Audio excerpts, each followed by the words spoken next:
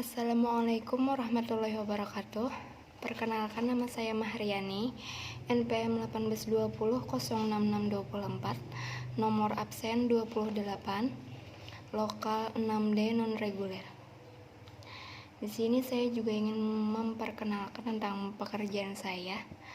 Saya sekarang bekerja di salah satu instansi pemerintahan desa, atau lebih tepatnya kantor kepala desa, yang sering disebut kantor pembakar.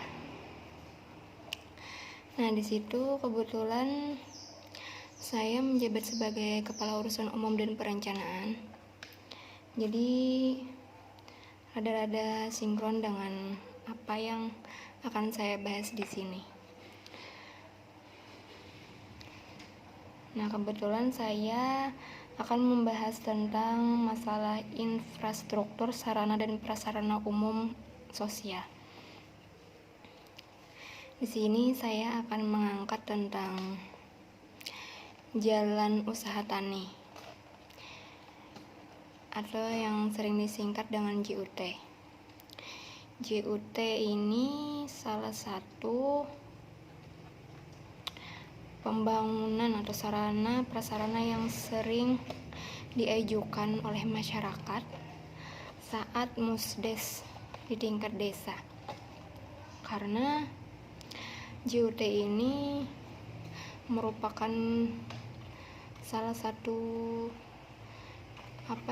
sarana atau jalan untuk para petani agar memudahkan mereka menuju tempat bercocok tanam mereka. Nah, di sini yang pertama masalahnya itu yang sering terjadi saat ingin memasukkan ke dalam rancangan kerja pemerintah, yaitu masalah hibah lahan. Karena syarat untuk melaksanakan pembangunan tersebut itu tanahnya harus hibah atau diberikan secara cuma-cuma untuk desa yang nantinya akan dijadikan sebagai aset desa.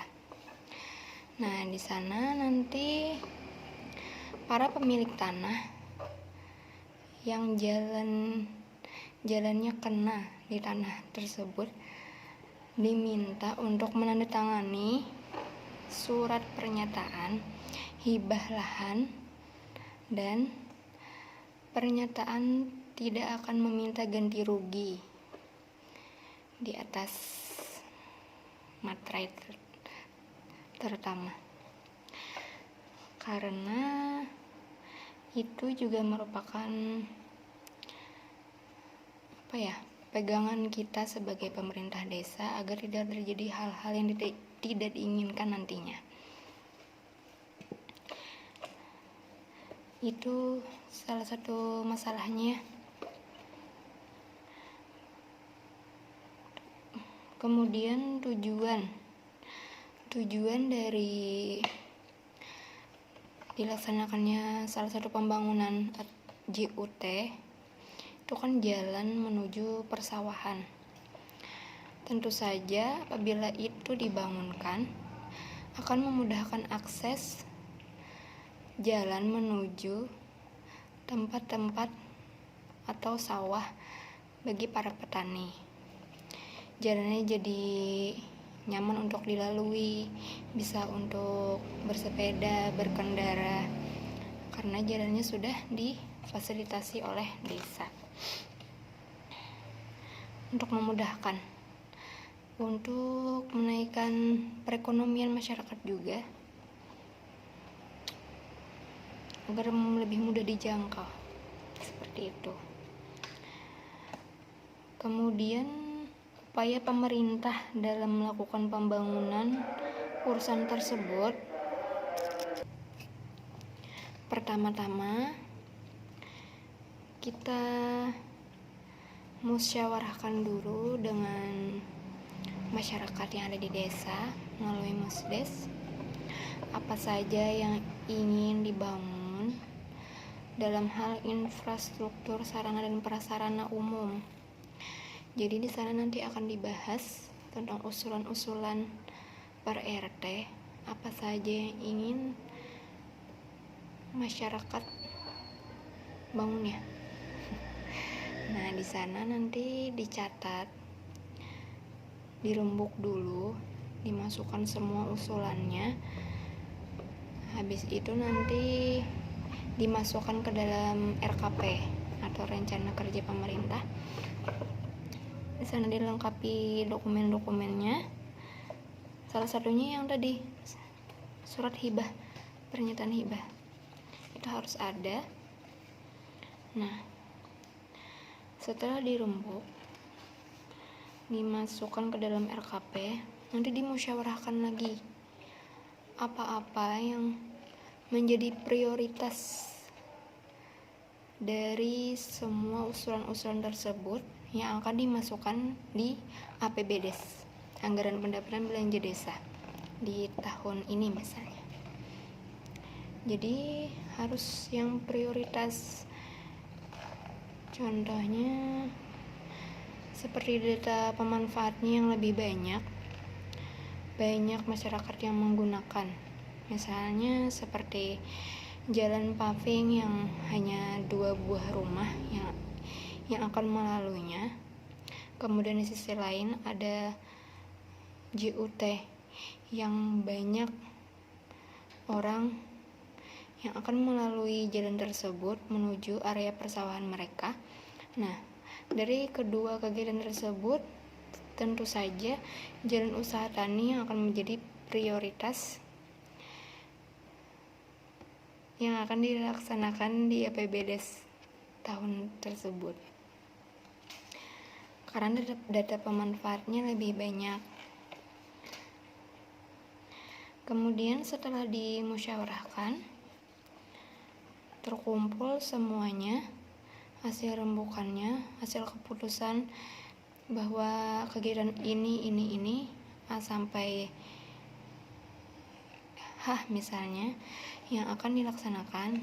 Nah, dari sana dimasukkan ke dalam APBDes yang nantinya akan dianggarkan berapa angka-angkanya untuk melaksanakan pembangunan tersebut.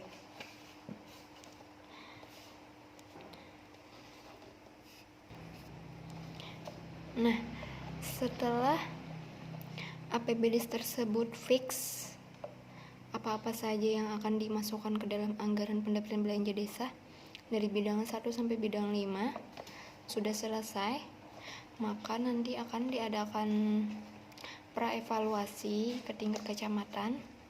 Di sana nanti akan dikoreksi oleh pihak kecamatan, baik dari pendamping PDTI, pendamping desa, dan dari pihak kecamatannya.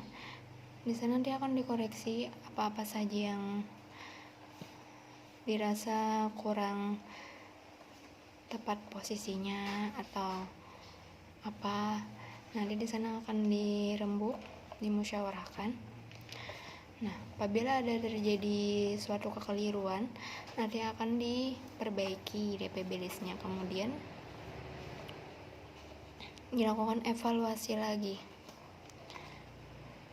Setelah semuanya disetujui dari APBDes tersebut, tidak ada masalah baik dari segi pembangunan ini itunya, diperbolehkan saja di dalam Perbub terutama ya, perbolehkan saja, tidak ada masalah, dan sumber dananya pun mencukupi, mumpuni untuk melaksanakan kegiatan-kegiatan tersebut. Jadi APBDes itu akan disahkan oleh tingkat kecamatan melalui SK camat. Nah, setelah SK camat keluar, baru APBDes yang tercover dalam sebuah sistem, yaitu sistem SISKEUDES, sistem keuangan desa. Nantinya APBDes tersebut akan diposting